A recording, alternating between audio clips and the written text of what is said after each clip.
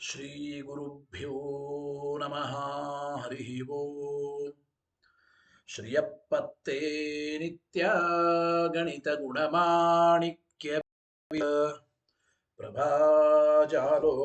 ಪ್ರಭಾಜಾಲೋಲ್ಲಾಸೋಪಹತ ಸಕಲಾವದ್ಯತಮಸೆ ಜಗಜ್ಜನ್ಮಸ್ಥೇಮ ಪ್ರಲಯ ರಚನಾಶೀಲವಪುಷೇ ನಮೋ ಶೇಷಾಂನಾಯ ಸ್ಮೃತಿಹೃದಯದೀಪ್ತಾಯ ಹರಯೇ येन प्रादुरभावि भूमिवलये व्यस्तारिगो सन्ततिः प्रबोधिश्रुतिपङ्कजं करुणया प्राकाशीतत्वं परम् ध्वान्तं ध्वंसमनायि साधुनिकरश्चाकारि सन्मार्गगः तेन व्यासदिवाकरेण सततं मात्याजि मे मानसम् व्याप्तिर्यस्य निजे निजेन महसा पक्षे सपक्षे स्थितिः व्यावृत्तिश्च विपक्षतोत विषये सक्तिर्न वैबाधिते नैवास्ति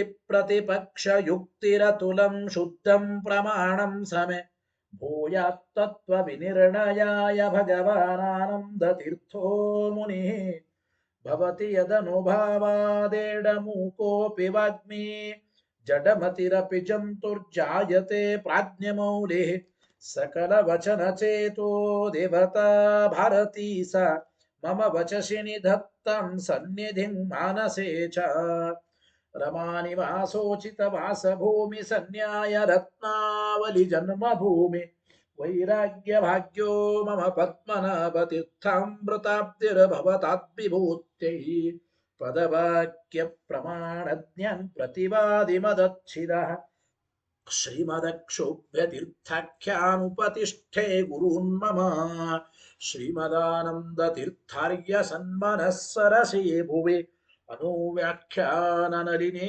चञ्चरीकति मे मनः न शब्दाब्दौ गाढाः न च निगमचर्चासु चतुराः न च न्याये प्रौढाः न च विदितवेद्या अपि वयम् परं श्रीमत्पूर्णप्रमतिगुरुकारुण्यसरणिं प्रपन्नामान्यास्मः किमपि च वदन्तोऽपि महतां भगवता बादरायणेन प्राणिनां निःश्रेयसाय प्रणीतमपि ब्रह्ममीमांसाशास्त्रम् असाधुनिबन्धं ददमस अवकुण्ठितत्वेन अप्रणीतमिव मन्यमानः भगवानानन्दतीर्थमुनिः यथाचार्याभिप्रायम् अस्य भाष्यं विधाय अनुभाष्यमपि करिष्यन् विलीन प्रकृतितया स्वयमन्तराय विदुरोऽपि अनवरतमीश्वर प्रवणकाय करणरुत्तिरपि नारायण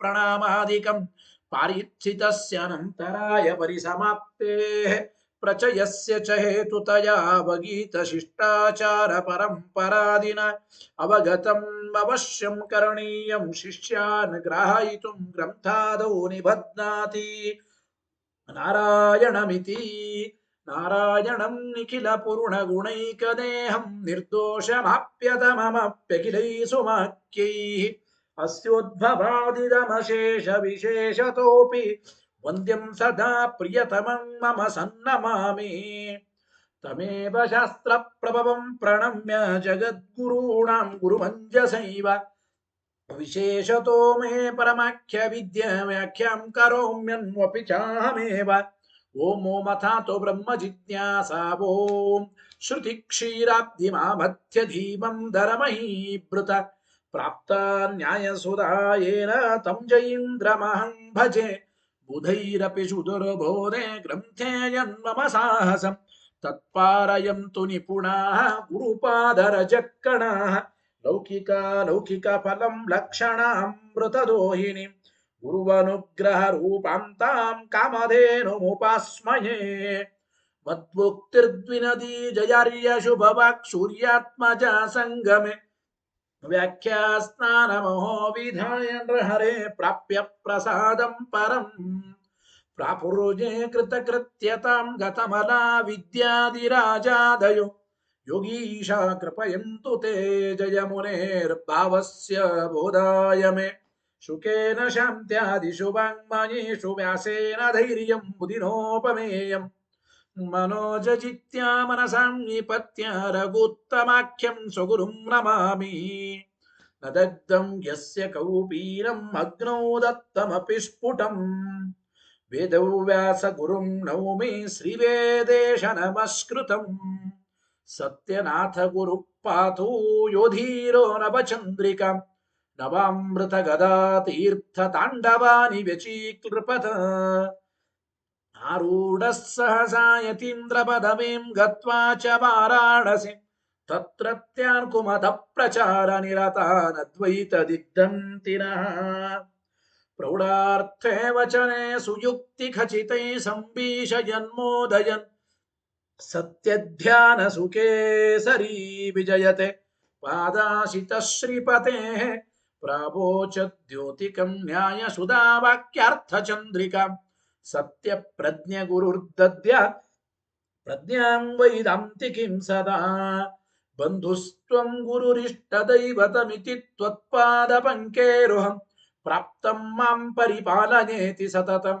ಯಾಚೆ ನಿಬದ್ಧಾಂಜಲಿ ಚಿತ್ತಂ ಮದ್ಗುಣ ದೋಷ ಚಿಂತನ ವಿದೌ ನೂನಂ ಮನಾಕ್ಮಾಕೃತಾಃ ಸತ್ಯಾಭಿಜ್ಞ ಗುರೋಸ್ತ್ವದಂಗ್ರಿಯುಗಲಂ ಹಿತ್ವಾ ನಮೇ ಸದ್ಗತಿಃ ಸತ್ಯಾಭಿಜ್ಞ ಕರಾಬ್ಜೋತ್ಥಾನ್ ಪಂಚಾಶದ್ವರ್ಷ ಪೂಜಕಾನ್ ಸತ್ಯ ಪ್ರಮೋದ ತೀರ್ಥಾರ್ಯಾನ್ ನೌಮಿ ನ್ಯಾಯ ಸುಧಾರತಾನ್ ವೇದೇಶ ಮುನಿ ಸತ್ಪಾದ ಸೇವಾ ಸಂಪ್ರಾಪ್ತ ವೈಭವಾನ್ ಯಾದವಾರ್ಯಾನ್ ವರಸುಧಾ ಟೀಕಾಕಾರಾನ್ ವಯಂ ನುಮಃ ಪೃಥ್ವೀಮಂಡಲ ಮಧ್ಯಸ್ಥಾ ಪೂರ್ಣಬೋಧ ಮತಾನುಗಾ ವೈಷ್ಣವ ವಿಷ್ಣು ಹೃದಯ ತಾನ್ನಮಸ್ಸೆ ಗುರೂನ್ ಮಮ ಆಪಾದ ಮೌಲ್ಯ ಪರ್ಯಂತಂ ಗುರುಣಾಮಾಕೃತಿಂ ಸ್ಮರೆತ್ ತೇನ ವಿಗ್ರಹ ಪ್ರಣಶ್ಯಂತೆ ಸಿದ್ಧ್ಯಂತಿ ಚ ಮನೋರಥಾಃ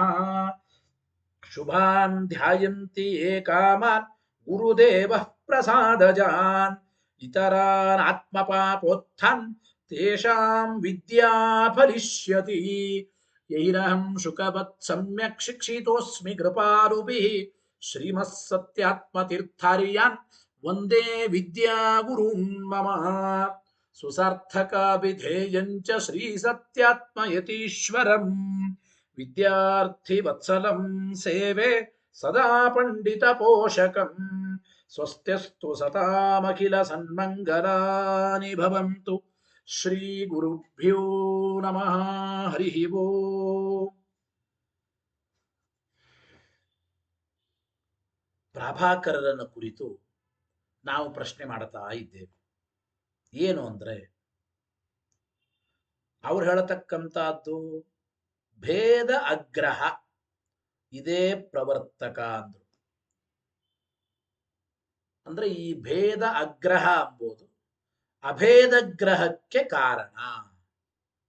ಅಭೇದಗ್ರಹಕ್ಕೆ ಕಾರಣ ಅಂತಂದ್ರು. ಅಂದ್ರೆ ಭೇದ ಅಗ್ರಹವೇ ಅಭೇದಗ್ರಹಕ್ಕೆ ಕಾರಣವಾಗುವಂತೆ ಪ್ರವೃತ್ತಿಗೂ ಕಾರಣ ಅಂತಂದ್ರು. ಅದು ಸರಿಯಲ್ಲ ಅಂತ ನಾವು ನಿರಾಕರಣೆ ಮಾಡಿದ್ದೇವೆ. ಹಂಗೆ ಹೇಳೋದಾದ್ರೆ ನಿವೃತ್ತಿನೂ ಕೂಡ ಆಗಲಿ ಅಂತ ನಾವು ನಿನ್ನೆಯ ಪಾಠದಲ್ಲಿ ಕೇಳಿದ್ದೇವೆ. ಇನ್ನು ಕಿಂಚ ಇವತ್ತಿನ ಪ್ಯಾರಾದಿಂದ ನೋಡಿ ವಿಷಯ ಏನು. ಕಿಂಚ ಜ್ಞಾನಂ ಅರ್ಥೇ ಪ್ರವೃತ್ತಿಂ ಕಿಂ ಸಾಕ್ಷಾತ್ ಉಪಜನಯತಿ ಉತ ಇಚ್ಛಾ ಪ್ರಯತ್ನ ದ್ವಾರೇಣ. ನೋಡಿ, ಜ್ಞಾನ ಎಂಬುದು ಪ್ರವೃತ್ತಿಯನ್ನು ಹುಟ್ಟಿಸ್ತದೆ ಅಂತ ಹೇಳ್ತಾ ಇದ್ದೀವಿ. ಈ ಜ್ಞಾನ ಪ್ರವೃತ್ತಿಯನ್ನು ಹೇಗೆ ಹುಟ್ಟಿಸ್ತದೆ ಅಂತ ನಾವು ಪ್ರಶ್ನೆ ಮಾಡ್ತೇವೆ. ಜ್ಞಾನವು ಬೇರೆ ಯಾವುದರ ಅಪೇಕ್ಷೆ ಇಲ್ಲದೇನೆ ಸ್ವತಂತ್ರವಾಗಿ ಜ್ಞಾನವೇ ಪ್ರವೃತ್ತಿಗೆ ಕಾರಣ ಅಂತಂತೀರೋ, ಅಥವಾ ಈ ಜ್ಞಾನ ಪ್ರವೃತ್ತಿಗೆ ಕಾರಣವಾಗಬೇಕಾದ್ರೆ ಪ್ರವೃತ್ತನಾಗುವ ವ್ಯಕ್ತಿಯ ಅಪೇಕ್ಷೆ ಪ್ರಯತ್ನ ಅವುಗಳನ್ನ ಅವಲಂಬಿಸಿಕೊಂಡು ಪ್ರವೃತ್ತಿಗೆ ಕಾರಣವಾಗುತ್ತದೋ ಅಂತ ನಮ್ಮ ಪ್ರಶ್ನೆ. ವಾಕ್ಯ ಓದಿ. ಕಿಂಚ ಜ್ಞಾನಂ ಅರ್ಥೇ ಪ್ರವೃತ್ತಿಂ. ಜ್ಞಾನ ಎಂಬುದು ಪದಾರ್ಥವನ್ನು ತೆಗೆದುಕೊಳ್ಳೋದ್ರಲ್ಲಿ ಅಂದ್ರೆ ಪ್ರವೃತ್ತಿ ಮಾಡೋದಕ್ಕೆ ಕಾರಣ ಅಂತಂದ್ರಿ. ಈ ಜ್ಞಾನವು ಪ್ರವೃತ್ತಿಯನ್ನು ಕುರಿತು ಸಾಕ್ಷಾತ್ ಕಾರಣವು ಅಂದ್ರೆ ಬೇರೆ ಯಾವುದರ ಅಪೇಕ್ಷೆ ಪಡದೇನೆ ಜ್ಞಾನವೇ ನೇರವಾಗಿ ಸಾಕ್ಷಾತ್ತಾಗಿ ಪ್ರವೃತ್ತಿಯನ್ನ ಹುಟ್ಟಿಸ್ತದೆ. ವ್ಯಕ್ತಿಯ ಇಚ್ಛೆ ಪ್ರಯತ್ನ ಯಾವುಗಳ ಅಪೇಕ್ಷೆನೂ ಇಲ್ಲ. ನೇರವಾಗಿ ಜ್ಞಾನ ಎಂಬುದು ಪದಾರ್ಥದಲ್ಲಿ ಪ್ರವೃತ್ತಿಯನ್ನು ಹುಟ್ಟಿಸ್ತದೆ ಅಂತಂತೀರೋ. ಕಿಂಚ ಜ್ಞಾನಂ ಅರ್ಥೇ ಪ್ರವೃತ್ತಿಂ ಕಿಂ ಸಾಕ್ಷಾತ್ ಉಪಜನಯತಿ ಉತ ಇಚ್ಛಾ ಪ್ರಯತ್ನದ್ವಾರೇಣ. ಇಚ್ಛಾ ಮತ್ತು ಪ್ರಯತ್ನಗಳ ಮುಖಾಂತರ ಜ್ಞಾನ ಇದು ಪ್ರವೃತ್ತಿಯನ್ನು ಹುಟ್ಟಿಸ್ತದೆ. ಅಂದ್ರೆ ಪ್ರವೃತ್ತನಾಗುವ ವ್ಯಕ್ತಿಗೆ ಅವನ ಅಪೇಕ್ಷೆ ಅವನ ಪ್ರಯತ್ನಕ್ಕೆ ಅನುಸಾರವಾಗಿ ಈ ಜ್ಞಾನ ಎಂಬುದು ಪ್ರವೃತ್ತಿಯನ್ನು ಹುಟ್ಟಿಸ್ತದೆ ಅಂತಂತೀರೋ ಅಂತ ಎರಡು ವಿಕಲ್ಪ. ನಾದ್ಯ ಏ ಜ್ಞಾನ ಯಾವುದರ ಅಪೇಕ್ಷೆ ಇಲ್ಲದೇನೆ ವ್ಯಕ್ತಿಯ ಇಚ್ಛಾ ಪ್ರಯತ್ನಗಳು ಅದು ಯಾವುಗಳನ್ನ ಅನುಸರಿಸದೇನೆ ನೇರವಾಗಿ ಜ್ಞಾನವೇ ಪ್ರವೃತ್ತಿಗೆ ಕಾರಣ, ಪ್ರವೃತ್ತಿಯನ್ನು ಹುಟ್ಟಿಸ್ತದೆ. ಅಂದ್ರೆ ಒಟ್ಟು ಜ್ಞಾನ ಆದ್ರೆ ಸಾಕು ಪ್ರವೃತ್ತಿ ಆಗುತ್ತದೆ. ಇಷ್ಟು ಹಾಗೆ ಜ್ಞಾನ ನೇರವಾಗಿ ಸಾಕ್ಷಾತ್ತಾಗಿ ಪ್ರವೃತ್ತಿಗೆ ಕಾರಣ, ಇಷ್ಟೇ. ಜ್ಞಾನ ಆದ್ರೆ ಪ್ರವೃತ್ತಿ ಆಗುತ್ತದೆ, ಮುಗಿದು ಹೋಯ್ತು. ಹಿಂಗನ್ನೋದಾದ್ರೆ ನಾದ್ಯ ಹೇಯ ಉಪೇಕ್ಷಣೀಯೋರಪಿ ಪ್ರವೃತ್ತಿ ಪ್ರಸಂಗಾತ್. ಜ್ಞಾನ ಎಂಬುದು ತನ್ನಷ್ಟಕ್ಕೆ ತಾನು ಸಾಕ್ಷಾತ್ತಾಗಿ ಪ್ರವೃತ್ತಿಗೆ ಕಾರಣ ಅಂತ ಅಂದ್ಬಿಟ್ರೆ ನೋಡಿ, ಅನಪೇಕ್ಷಿತವಾದ ವಸ್ತುಗಳ ಬಗ್ಗೆನೂ ಜ್ಞಾನ ಬರುತ್ತದೆ, ಉದಾಸೀನವಾದ ಪದಾರ್ಥಗಳ ಬಗ್ಗೆನೂ ಜ್ಞಾನ ಬರುತ್ತದೆ. ಹಾಗಾದ್ರೆ ಅಲ್ಲಿಯೂ ಪ್ರವೃತ್ತಿ ಆಗಲಿ. ಒಟ್ಟು ಪ್ರವೃತ್ತಿಗೆ ಯಾವುದು ಕಾರಣ? ಜ್ಞಾನ. ಪದಾರ್ಥಗಳ ಜ್ಞಾನ ಬಂದ್ರೆ ಸಾಕು ಪ್ರವೃತ್ತಿ ಆಗುತ್ತದೆ. ಪ್ರವೃತ್ತಿಯನ್ನು ಕುರಿತು ಒಟ್ಟು ಕೇವಲ ಜ್ಞಾನ ಮಾತ್ರ ಕಾರಣ ಎಂಬುದಾದರೆ ನಮಗೆ ಹೇಯವಾದ ಪದಾರ್ಥಗಳಲ್ಲಿ ಪ್ರವೃತ್ತಿ ಆಗಲಿ. ಯಾಕೆ? ಪ್ರವೃತ್ತಿಯನ್ನು ಕುರಿತು ಯಾವುದು ಕಾರಣ ಅಂದಿರಿ ನೀವು? ಜ್ಞಾನ. ಹೇಯವಾದ ಅಂದ್ರೆ ನಮಗೆ ಬೇಡಾದ ಪದಾರ್ಥಗಳ ಜ್ಞಾನ ಬರುತ್ತದೆ. ಜ್ಞಾನ ಬಂತು, ಆ ಬೇಡಾದ ಪದಾರ್ಥಗಳನ್ನು ಸ್ವೀಕಾರ ಮಾಡೋದಕ್ಕೆ ಪ್ರವೃತ್ತನಾಗಬೇಕು. ಅದೇ ರೀತಿ ತೃಣಾದಿಗಳ ಜ್ಞಾನ ಆಗುತ್ತದೆ. ಆ ತೃಣಾದಿಗಳು ನಮಗೇನು ಬೇಕಾಗಿಲ್ಲ, ಅವು ಉದಾಸೀನ ಪದಾರ್ಥಗಳು, ಗೊತ್ತಾಯ್ತು? ಅವುಗಳ ಬಗ್ಗೆ ನಮಗೆ ಉದಾಸೀನ ಇದೆ. ಹಾಗಾದ್ರೆ ಉದಾಸೀನ ಇದ್ದ ಪದಾರ್ಥಗಳಲ್ಲಿಯೂ ಕೂಡ ಪ್ರವೃತ್ತಿ ಆಗಲಿ, ಜ್ಞಾನ ಬರೋದ್ರಿಂದ ಅಂತ ಆಗಬೇಕಾಗುತ್ತದೆ. ಹೇಯ ಉಪೇಕ್ಷಣೀಯೋರಪಿ ಪ್ರವೃತ್ತಿ ಪ್ರಸಂಗಾತ್. ಹೇಯವಾದ ವಸ್ತುಗಳ ಬಗ್ಗೆ ಜ್ಞಾನ ಬಂದಾಗಲೂ ಪ್ರವೃತ್ತಿ ಹುಟ್ಟಬೇಕಾಗುತ್ತದೆ. ಬೇಕಾಗದೇ ಇರತಕ್ಕಂತಹ ಅನಪೇಕ್ಷಿತವಾದ ಪದಾರ್ಥಗಳ ಬಗ್ಗೆ ಜ್ಞಾನ ಬಂದರೂ ಪ್ರವೃತ್ತಿ ಆಗಬೇಕಾಗುತ್ತದೆ. ಕೇವಲ ಜ್ಞಾನ ಸಾಕ್ಷಾತ್ತಾಗಿ ಪ್ರವೃತ್ತಿಗೆ ಕಾರಣ ಅಂತಂದರೆ ಸರಿಯಾದದ್ದಲ್ಲ. ಇನ್ನು ದ್ವಿತೀಯೇ ಎರಡನೇ ಪಕ್ಷ ಹಂಗಲ್ಲ. ಜ್ಞಾನ ಇದು ಪ್ರವೃತ್ತಿಗೆ ಕಾರಣವಾಗುವಾಗ ಪ್ರವೃತ್ತನಾಗುವ ವ್ಯಕ್ತಿಯ ಇಚ್ಛೆ ಪ್ರಯತ್ನಗಳನ್ನು ಅನುಸರಿಸಿಕೊಂಡು ಪ್ರವೃತ್ತಿಗೆ ಕಾರಣವಾಗುತ್ತದೆ ಅಂತಂದ್ರೆ ಹಾಗಾದ್ರೆ ಏನ್ ಮಾಡಬೇಕು? ಕಥಂ ಅಗೃಹೀತ ಭೇದಾತ್ ಜ್ಞಾನದ್ವಯಾತ್ ಪ್ರವೃತ್ತಿ. ಅದಕ್ಕೆ ಹೇಳ್ತಾ ಇದ್ದಾರೆ. ಹಾಗಿದ್ರೆ ನೋಡಿ, ವಸ್ತುವಿನ ಜ್ಞಾನ ಆಗುತ್ತದೆ, ಆದ್ರೆ ಭೇದ ಜ್ಞಾನ ಆಗಲ್ಲ. ಅಂದ್ರೆ ಭೇದ ಅಗ್ರಹ. ಪ್ರಭಾಕರ ಹೇಳ್ತಾ ಇದ್ದೀವಿ, ಇದಂ ಪದಾರ್ಥ ಮತ್ತು ರಜತತ್ವಕ್ಕೂ ಇರುವ ಭೇದ ಜ್ಞಾನ ಆಗಿಲ್ಲ ಅಂತ ಹೇಳ್ತಾ ಇದ್ದೀವಿ. ಅಂದ್ರೆ ಇದಂ ರಜತಂ ಅಂತ ಜ್ಞಾನದ್ವಯದಿಂದ ಪ್ರವೃತ್ತಿ ಅಂತ. ಅದು ಹೇಗೆ ಜ್ಞಾನದ್ವಯದಿಂದ ಪ್ರವೃತ್ತಿ ಆಗುತ್ತದೆ? ಅಂದ್ರೆ ಅಗೃಹೀತ ಭೇದ, ಭೇದ ಜ್ಞಾನ ಆಗಿಲ್ಲ. ಇದಂ ಎಂಬ ಜ್ಞಾನ ಇದು ಅನುಭವ ರೂಪ, ರಜತಂ ಎಂಬುದು ಸ್ಮರಣ ರೂಪ. ಈ ರೀತಿ ಜ್ಞಾನದ್ವಯಗಳಿಂದ ಪ್ರವೃತ್ತಿ ಹೇಗೆ ಅಂತ ಪ್ರಶ್ನೆ ಬರುತ್ತದೆ.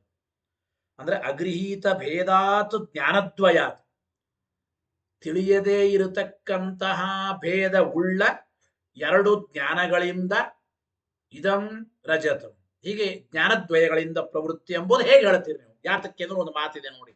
ಏನು? ಪುರೋವರ್ತಿ ಪ್ರವೃತ್ತೇರ್ಹಿ ಸಾಕ್ಷಾತ್ಕರಣಂ ಸಾಕ್ಷಾತ್ ಕಾರಣಂ ಪ್ರಯತ್ನ. ಸಾಮಾನ್ಯವಾಗಿ ಮುಂದಿರುವ ಪದಾರ್ಥವನ್ನು ಸ್ವೀಕಾರ ಮಾಡಲಿಕ್ಕೆ ನಾವು ಹೋಗುತ್ತೇವೆ. ಅಂದರೆ ಮುಂದಿರುವ ಪದಾರ್ಥವನ್ನು ತೆಗೆದುಕೊಳ್ಳಿಕ್ಕೆ ನಾವು ಹೋಗಬೇಕಾದ್ರೆ ಈ ಪ್ರವೃತ್ತಿ ಅಂದ್ರೆ ಏನ್ರಿ? ಪ್ರವೃತ್ತಿ ಅಂದ್ರೆ ಒಂದು ದೈಹಿಕವಾದ ಕ್ರಿಯೆ. ಆ ಪದಾರ್ಥದ ಬಗ್ಗೆ ಜ್ಞಾನ ಬಂತು, ಜ್ಞಾನ ಬಂದಿದ್ದರಿಂದ ನಾನು ಆ ಪದಾರ್ಥವನ್ನು ತಗೊಳ್ಳೋದಕ್ಕೆ ಪ್ರವೃತ್ತನಾದೆ. ಆ ಪದಾರ್ಥ ತಗೊಳ್ಳಕ್ಕೆ ನನ್ನ ಈ ದೇಹ ಅಲ್ಲಿ ಹೋಯಿತು. ದೈಹಿಕವಾದ ಒಂದು ಕ್ರಿಯೆನೇ ಪ್ರವೃತ್ತಿ ಅಂತ ಅನಿಸಿಕೊಳ್ಳುತ್ತದೆ ನೋಡಿ. ಹಾಗಾದ್ರೆ ಪ್ರವೃತ್ತಿಗೆ ಸಾಕ್ಷಾತ್ ಕಾರಣ ಯಾವುದು? ಸಾಮಾನ್ಯವಾಗಿ ಯಾವುದೇ ವ್ಯಕ್ತಿಗಳು ಒಂದು ಪದಾರ್ಥವನ್ನು ತಗೊಳ್ಳಿಕ್ಕೆ ಪ್ರವೃತ್ತರಾಗಬೇಕಾದ್ರೆ ಸಾಕ್ಷಾತ್ ಕಾರಣ ಯಾವುದು ಗೊತ್ತಾ? ಆತ್ಮನ ಪ್ರಯತ್ನ. ಪ್ರಯತ್ನ ಇದ್ದರೆ ತಾನೆ ಆ ವಸ್ತುವನ್ನು ತಗೊಳ್ಳಿಕ್ಕೆ ಹೋಗೋದು.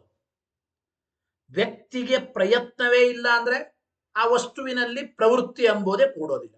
ಅಂತೂ ಯಾವುದೇ ವಸ್ತುವನ್ನು ತಗೋಬೇಕು ಅಂತಂದ್ರೆ ಅಂದ್ರೆ ವಸ್ತುಗಳಲ್ಲಿ ಪ್ರವೃತ್ತಿ ಉಂಟಾಗಬೇಕಾದ್ರೆ ದೈಹಿಕವಾದ ಕ್ರಿಯೆ ಎಂಬ ಪ್ರವೃತ್ತಿ, ಆ ವಸ್ತುವನ್ನು ತಗೋಬೇಕು ಅಂತ ಪ್ರವೃತ್ತಿ ಉಂಟಾಗಬೇಕಾದ್ರೆ ಏನು ಬೇಕು? ಪ್ರಯತ್ನ ಬೇಕು. ಪ್ರಯತ್ನವೇ ಸಾಕ್ಷಾತ್ ಕಾರಣ ನೋಡಿ. ಪುರೋವರ್ತಿ ಪ್ರವೃತ್ತೇರ್ಹಿ, ಪುರೋವರ್ತಿಯಾದ ಆ ಪದಾರ್ಥದಲ್ಲಿ ಪ್ರವೃತ್ತಿಯಾಗುವುದಕ್ಕೆ ಸಾಕ್ಷಾತ್ ಕಾರಣಂ ಪ್ರಯತ್ನ. ಸಾಕ್ಷಾತ್ ಕಾರಣ ಯಾವುದಪ್ಪ ಅಂದ್ರೆ ಪ್ರಯತ್ನವೇ ಸಾಕ್ಷಾತ್ ಕಾರಣ. ಈ ಪ್ರಯತ್ನ ಹುಟ್ಟಬೇಕಾದ್ರೆ ಯಾವುದು ಕಾರಣರೇ? ತಸ್ಯ ಚ ಇಚ್ಛಾ. ತಸ್ಯ ಚ ಇಚ್ಛಾ. ಈ ಪದಾರ್ಥವನ್ನು ತಗೋಬೇಕು ಅಂತ ಪ್ರವೃತ್ತಿ ಹುಟ್ಟಬೇಕಾದ್ರೆ ಸಾಕ್ಷಾತ್ ಕಾರಣ ಪ್ರಯತ್ನ. ಈ ಪ್ರಯತ್ನ ಉಂಟಾಗಬೇಕಾದ್ರೆ, ತೆಗೆದುಕೊಳ್ಳುವ ಪ್ರಯತ್ನ ನಾನು ಮಾಡಬೇಕಾದ್ರೆ ನನಗೆ ಮೊದಲು ಇಚ್ಛೆ ಬರಬೇಕು. ಈ ಪದಾರ್ಥ ನನಗೆ ಬೇಕು, ಈ ಪದಾರ್ಥ ನಾನು ಸ್ವೀಕಾರ ಮಾಡಬೇಕು ಎಂಬ ಇಚ್ಛೆ ಬಂದಾಗ ಮನುಷ್ಯ ಪ್ರಯತ್ನ ಮಾಡ್ತಾನೆ. ಪ್ರಯತ್ನದಿಂದ ಪ್ರವೃತ್ತಿ ಹುಟ್ಟುತ್ತದೆ. ಹೌದೋ? ಪ್ರವೃತ್ತಿಗೆ ಸಾಕ್ಷಾತ್ ಕಾರಣ ಪ್ರಯತ್ನ, ಪ್ರಯತ್ನಕ್ಕೆ ಕಾರಣ ಇಚ್ಛಾ. ಸರಿ, ಇಚ್ಛಾ ಯಾವಾಗ ಬರುತ್ತದೆ? ಪ್ರಶ್ನೆ. ತಸ್ಯಾಶ್ಚ, ಈ ಪದಾರ್ಥವನ್ನು ತೆಗೆದುಕೊಳ್ಳಬೇಕು ಎಂಬ ಇಚ್ಛೆ ಯಾವಾಗ ಬರ್ತದಪ್ಪ ಅಂದ್ರೆ ಸಮೀಹಿತ ಸಾಧನತಾನುಮಾನಂ ಎಂಬ ಮಾತನ್ನು ಹೇಳ್ತಾ ಇದ್ದಾರೆ ನೋಡಿ. ಈ ಪದಾರ್ಥವನ್ನು ತಗೋಬೇಕು ಅಂತ ನನಗೆ ಇಚ್ಛೆ ಯಾವಾಗ ಬರ್ತದಂದ್ರೆ ಈ ವಸ್ತು ನನಗೆ ಇಷ್ಟ ಸಾಧನವಾಗಿದೆ. ಮಮೇದಂ ಇಷ್ಟ ಸಾಧನಂ, ಇದಂ ಮಮ ಇಷ್ಟ ಸಾಧನಂ ಎಂಬ ಇಷ್ಟ ಸಾಧನತಾ ಜ್ಞಾನ ಇರಬೇಕು. ಒಂದಕ್ಕೊಂದು ಲಿಂಕ್ ಇದೆ ನೋಡಿ. ಇದು ನನಗೆ ಇಷ್ಟ ಸಾಧನವಾಗಿದೆ ಅಂತ ಜ್ಞಾನವಾದ್ರೆ ಆ ವಸ್ತುವಿನ ಬಗ್ಗೆ ತಗೊಳ್ಳುವ ಇಚ್ಛೆ ಬರುತ್ತೆ. ಆ ವಸ್ತು ತಗೊಳ್ಳುವ ಇಚ್ಛೆ ಬಂದ್ರೆ ಆ ವಸ್ತು ತಗೋಬೇಕು ಅಂತ ಪ್ರಯತ್ನ ಮಾಡ್ತಾನೆ. ಆ ಪ್ರಯತ್ನ ಮಾಡಿದಾಗ ಆ ಪ್ರಯತ್ನದಿಂದಲೇನೆ ವಸ್ತು ತೆಗೆದುಕೊಳ್ಳುವ ಪ್ರವೃತ್ತಿ ಎಂಬುದು ಹುಟ್ಟುತ್ತದೆ. ಇಷ್ಟಿದೆ, ಇಷ್ಟು ಇಲ್ಲಿ ಪ್ರೊಸೀಜರ್ ಇದೆ. ಗೊತ್ತಾಯ್ತು ಅಲ್ಲಿ? ಇಚ್ಛೆ ಬರಬೇಕಾದ್ರೆ ಸಮೀಹಿತ ಸಾಧನತಾನುಮಾನಂ ನೋಡಿ. ನಚ ತತ್ಸಂಭವತಿ, ಇಂತಹ ಜ್ಞಾನ ಪ್ರಾಭಾಕರರು ಹೇಳುವ ಭ್ರಾಂತಿಯಿಂದ ಹುಟ್ಟೋದಿಲ್ಲ ಅಂತ ಹೇಳ್ತಾ ಇದ್ದಾರೆ. ಪ್ರಾಭಾಕರ್ ಏನ್ ಹೇಳಿದ್ರು? ಅಗೃಹೀತ ಭೇದಾತ್ ಜ್ಞಾನದ್ವಯಾತ್ ಪ್ರವೃತ್ತಿ. ಭೇದದ ಜ್ಞಾನವಾಗಿಲ್ಲ, ಇದಂ ರಜತಂ ಎಂಬಲ್ಲಿರತಕ್ಕಂತಹ ಜ್ಞಾನದ್ವಯಗಳಿಂದ ಪ್ರವೃತ್ತಿ ಅಂತ ಹಿಂಗಂದ್ರು ಪ್ರಾಭಾಕರ್. ಇದು ಸರಿಯಲ್ಲ ಅಂತ ಟೀಕಾರ ಹೇಳ್ತಾ ಇದ್ದಾರೆ. ನಚ ತತ್ ಸಂಭವತಿ. ಇಷ್ಟೊತ್ತೇನು ಪ್ರೊಸೀಜರ್ ಹೇಳಿದ್ದೇವೆ ಪ್ರವೃತ್ತಿ ಹುಟ್ಟಬೇಕಾದ್ರೆ, ಇಂತಹ ಪ್ರವೃತ್ತಿ ಎಂಬುದು ನೀವು ಹೇಳುವಂತೆ ಜ್ಞಾನದ್ವಯದಿಂದ ಆಗುತ್ತದೆ ಅಂತ ಹೇಳಲಿಕ್ಕೆ ಬರೋದಿಲ್ಲ. ಯಾಕೆ ಅಂದ್ರೆ ಇಷ್ಟ ಸಾಧನತಾ ಜ್ಞಾನ ಇದು ಅನುಮಿತಿ ರೂಪವಾಗಿದೆ. ಹೌದೋ ಇಲ್ಲ? ಅಂದ್ರೆ ಈ ಪದಾರ್ಥ ನನಗೆ ಇಷ್ಟ ಸಾಧನವಾಗಿದೆ. ಯಾಕೆ ಅಂದ್ರೆ ಪೂರ್ವಾನುಭೂತತ್ವ, ಹಿಂದೆ ಅನುಭವಿಸಿ ನೋಡಿದ್ದೇನೆ, ಇಂತಹ ಒಂದು ಬೇರೆ ಪದಾರ್ಥದಂತೆ ಅಂತ ಅನುಮಾನ ಮಾಡಿ ತಿಳಿಯುತ್ತೇವೆ. ಇದು ನನಗೆ ಇಷ್ಟ ಸಾಧನ ಅಂತ ನಾವು ತಿಳಿದದ್ದು ಹೇಗೆ? ಅನುಮಾನದಿಂದ. ಗೊತ್ತಾಯಿತೋ? ಇದು ಅನುಮಿತಿ ಮೂಲಕವಾಗಿ ನಾವು ಇಷ್ಟ ಸಾಧನತಾ ಜ್ಞಾನ ಅದು ಅನುಮಿತಿ ಮೂಲಕವಾಗಿದೆ. ಈ ಅನುಮಿತಿ ಬರಬೇಕಾದರೆ ಇದು ನನಗೆ ಇಷ್ಟ ಸಾಧನವಾಗಿದೆ ಅಂತ ಅನುಮಿತಿ ಜ್ಞಾನ ಬರಬೇಕಾದರೆ ಪಕ್ಷಧರ್ಮತಾ ಜ್ಞಾನ ಬೇಕು ನೋಡಿ. ಅನುಮಿತಿ ಜ್ಞಾನ ಅಂದ್ರೆ ನಿಮಗೆ ತಿಳಿಯುವಂತೆ ಹೇಳೋದಾದರೆ ಅಯಂ ಪರ್ವತಃ ಅಗ್ನಿಮಾನ್, ಇದು ಅನುಮಿತಿ. ಪರ್ವತೋ ಅಗ್ನಿಮಾನ್ ಧೂಮಾತ್ ಯಥಾ ಮಹಾನಸ ಅನುಮಾನ. ಈ ಅನುಮಾನದ ಫಲ ಅಂದ್ರೆ ಅನುಮಿತಿ. ಪರ್ವತೋ ಅಗ್ನಿಮಾನ್, ಧೂಮ ಇರೋದ್ರಿಂದ ಈ ಪರ್ವತದಲ್ಲಿ ಅಗ್ನಿ ಇದೆ, ಅಡಿಗೆ ಮನೆ ಎಂತೆ, ಇದೆಲ್ಲ ಅನುಮಾನದ ಪ್ರಕ್ರಿಯೆ. ಟೋಟಲಿ ಅನುಮಾನದಿಂದ ಹುಟ್ಟುವ ಫಲ ಏನು? ಹಾಗಾದ್ರೆ ಈ ಪರ್ವತವು ಅಗ್ನಿ ಉಳ್ಳದ್ದಾಗಿದೆ, ಪರ್ವತೋ ಅಗ್ನಿಮಾನ್ ಅಂತ ಅನುಮಿತಿ ಹುಟ್ಟುತ್ತದೆ. ಗೊತ್ತಾಯ್ತು? ಈ ಅನುಮಿತಿ ಹುಟ್ಟಬೇಕಾದರೆ, ಈ ಪರ್ವತದಲ್ಲಿ ಅಗ್ನಿ ಇದೆ ಅಂತ ಅನುಮಿತಿ ಹುಟ್ಟಬೇಕಾದ್ರೆ ಏನು ಬೇಕಪ್ಪ? ಈ ಪರ್ವತದಲ್ಲಿ ಧೂಮ ಇದೆ ಎಂಬ ಜ್ಞಾನ ಬೇಕು. ಅದನ್ನ ಪಕ್ಷಧರ್ಮತಾ ಜ್ಞಾನ ಅಂತ ಕರೀತಾರೆ ಅನುಮಾನದ ಪ್ರಕ್ರಿಯೆಯಲ್ಲಿ. ಶಾಸ್ತ್ರದ ಭಾಷೆಯಲ್ಲಿ, ಪಾರಿಭಾಷಿಕ ಭಾಷೆಯಲ್ಲಿ ಪಕ್ಷಧರ್ಮತಾ ಜ್ಞಾನ.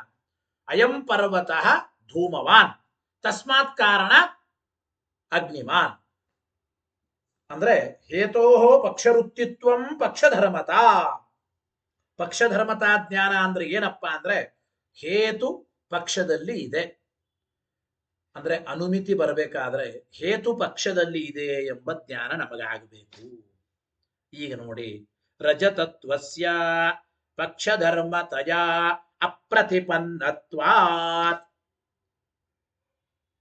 ಧರ್ಮದ್ವಯಗಳಿಂದ ಪ್ರವೃತ್ತಿ ಹುಟ್ಟುತ್ತದೆ ಅಂತ ನಮಗೆ ಅನುಮಿತಿ ಬರಬೇಕಾದ್ರೆ ಪಕ್ಷಧರ್ಮತಾ ಜ್ಞಾನ ಬೇಕು.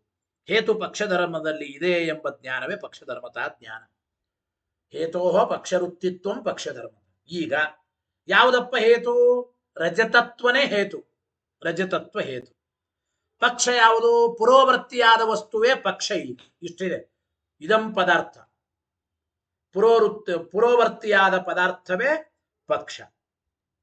ಈ ಪುರೋವರ್ತಿ ಪದಾರ್ಥದಲ್ಲಿ ರಜತತ್ವ ಇದೆ ಅಂತ ಜ್ಞಾನ ಬಂದ್ರೆ, ಅಂದ್ರೆ ಅಸ್ಮಿನ್ ಪುರೋವರ್ತಿನಿ ರಜತತ್ವರೂಪ ಹೇತುರಸ್ತಿ, ಈ ಪುರೋವರ್ತಿಯಾದ ಪದಾರ್ಥದಲ್ಲಿ ರಜತತ್ವ ಎಂಬ ಹೇತು ಇದೆ ಅಂತ ಜ್ಞಾನ ಬರಬೇಕು.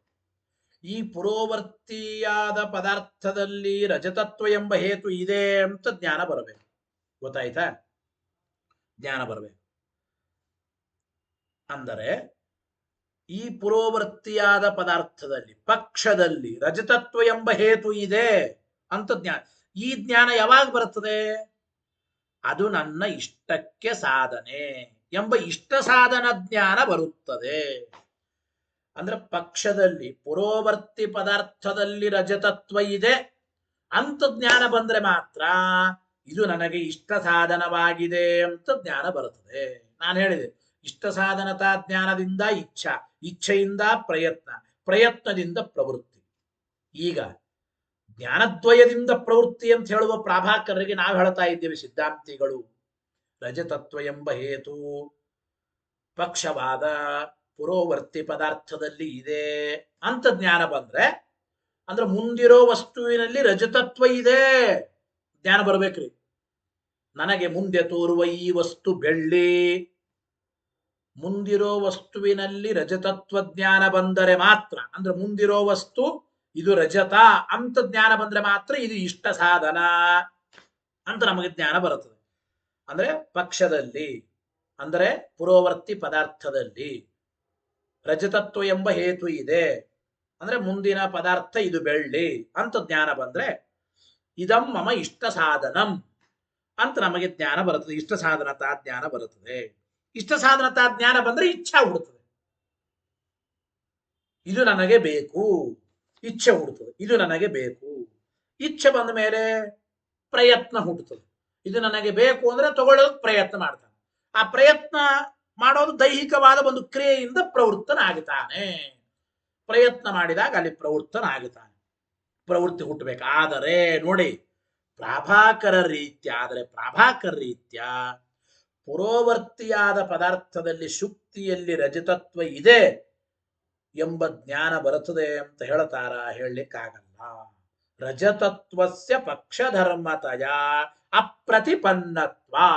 ರಜತತ್ವ ಎಂಬ ಹೇತು ಪಕ್ಷೀಭೂತವಾದ ಪುರೋವರ್ತಿ ಪದಾರ್ಥದಲ್ಲಿ ಇದೆ ಅಂತ ಜ್ಞಾನ ಬರುತ್ತದೆ ಅಂತ ಪ್ರಾಭಾಕರ್ ಹೇಳ್ತಾರ?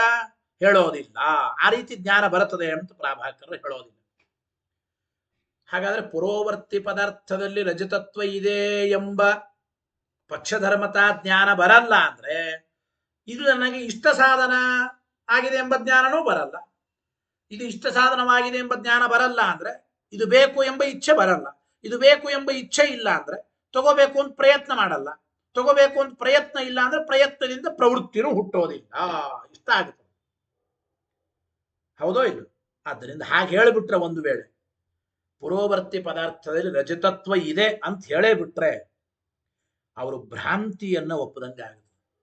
ಪುರೋವರ್ತಿ ಪದಾರ್ಥ ವಸ್ತುತಃ ಅದು ಶುಕ್ತಿ ಅಂದ್ರೆ ಅಕಸ್ಮಾತ್ ಅವ್ರು ಹಿಂಗ್ ಒಪ್ಪಿದ್ರೆ ಅಂತ ಅರ್ಥ. ಒಂದು ವೇಳೆ ಪುರೋವರ್ತಿ ಪದಾರ್ಥದಲ್ಲಿ ಮುಂದಿರೋ ಪದಾರ್ಥದಲ್ಲಿ ರಜತತ್ವ ಇದೆ ಅಂತ ಅವ್ರು ಒಪ್ಪಿಬಿಟ್ರೆ, ಪಕ್ಷಧರ್ಮತಾ ಜ್ಞಾನವನ್ನು ಒಪ್ಕೊಂಡ್ಬಿಟ್ರೆ ಹಾಗಾದ್ರೆ ಭ್ರಾಂತಿಯನ್ನ ಒಪ್ಪಿದಂತೆ. ಯಾಕೆ ಅಂದ್ರೆ ಶುಕ್ತಿಯು ರಜತತ್ವ ಉಳ್ಳದ್ದಾಗಿದೆ, ಅದು ವಸ್ತುತಃ ಇರೋದು ಶುಕ್ತಿ. ಆದ್ರೆ ಇಲ್ಲಿ ರಜತತ್ವ ಇದೆ ಅಂತ ಒಪ್ಪಿಬಿಟ್ರೆ ಅದು ಭ್ರಾಂತಿಯನ್ನು ಒಪ್ಪದಂಗೆ ಆಗುತ್ತದೆ.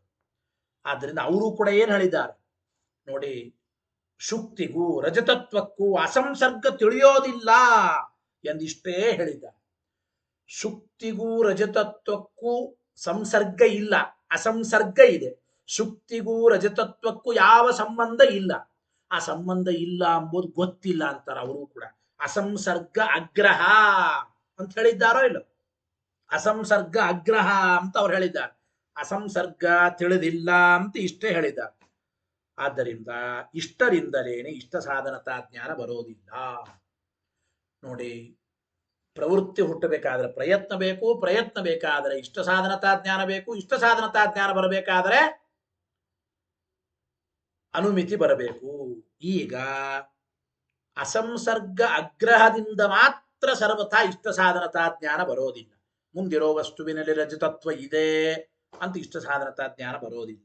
ಇಷ್ಟ ಸಾಧನತಾ ಜ್ಞಾನ ಬರೋದಿಲ್ಲ ಅಂದ್ರೆ ಹಾಗಾದ್ರೆ ತಗೋಬೇಕು ಅಂತ ಇಚ್ಛೆನೂ ಬರಲ್ಲ, ಪ್ರಯತ್ನನೂ ಹುಟ್ಟಲ್ಲ, ಪ್ರಯತ್ನದಿಂದ ಪ್ರವೃತ್ತಿನೂ ಹುಟ್ಟೋದಿಲ್ಲ. ಆದ್ರಿಂದ ಅಂತೂ ಪ್ರಾಭಾಕರರ ಮತದ ರೀತ್ಯ ಪ್ರವೃತ್ತಿಯನ್ನ ಸಮರ್ಥನೆ ಮಾಡ್ಲಿಕ್ಕೆ ಆಗೋದಿಲ್ಲ.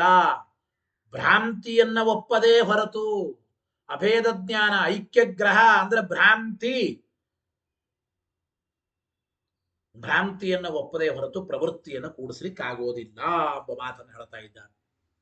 ಯಾಕೆಂದ್ರೆ ಪಕ್ಷೀಭೂತವಾದ ಪುರೋವರ್ತಿ ಪದಾರ್ಥದಲ್ಲಿ ರಜತತ್ವ ಇದೆ ಅಂತ ಇನ್ನೂ ಒಪ್ಪಿಲ್ಲ, ಅವರು ತಿಳಿದಿಲ್ಲ.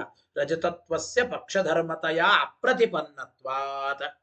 ಆದ್ರೆ ಅಥ ರಜತೆ ಪ್ರತಿಪನ್ನೇನ ರಜತತ್ವೇನ ಸಮೀಹಿತ ಸಾಧನತಾ ಜ್ಞಾನಂ ಉಪಜಾತಂ ಭೇದ ಅಗ್ರಹ ಸಾರೂಪ್ಯಾತ್ ಪುರೋವರ್ತಿನಿ ಇಚ್ಛಾ ಉಪಜನಯತಿ ಇತಿ ಚೇನ್ನ. ಮುಂದಿಂದು ಮತ್ತೆ ಪ್ರಾಭಾಕರರು ಹೀಗೆ ಹೇಳ್ತಾರೆ, ಪ್ರಶ್ನೆ ಮಾಡ್ತಾರೆ ನೋಡಿ.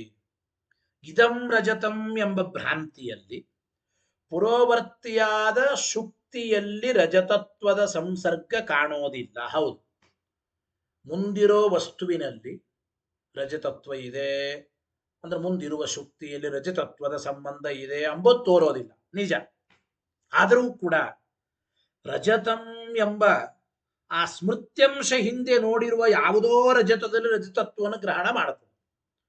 ಅಂದ್ರೆ ವಸ್ತುತಃ ಮುಂದಿರೋ ಪುರೋವರ್ತಿ ಪದಾರ್ಥದಲ್ಲಿ ರಜತತ್ವದ ಸಂಬಂಧ ಇದು ತೋರೋದಿಲ್ಲ, ಇದಂ ರಜತಂ ಅಂತ ಬಂದಾಗ.